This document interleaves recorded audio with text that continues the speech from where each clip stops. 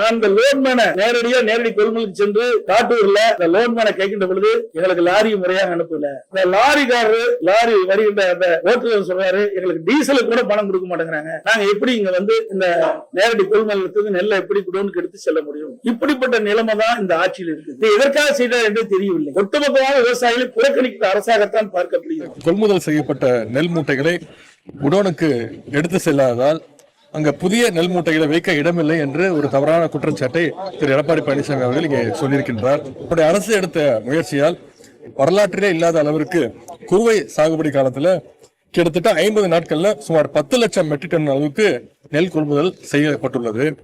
அதுல 8 லட்சம் matric ton, அதாவது 81%, 81% நெல் மூட்டைகளை குடோனுக்கு ஏற்கனவே கொண்டு செல்லப்பட்டுள்ளன. மீதமுள்ள 1,93,000 மெட்ரிக் டன் நெல் மூட்டைகளை குடோனுக்கு கொண்டு செல்கின்ற பணிகள் தொடர்ந்து விரைவாக நடைபெற்றுக் கொண்டிருக்கிறது. ஒரு வாரத்திலிருந்து 10 நாட்களுக்குள்ள அந்த பணிகளும் நிறைவடையும்.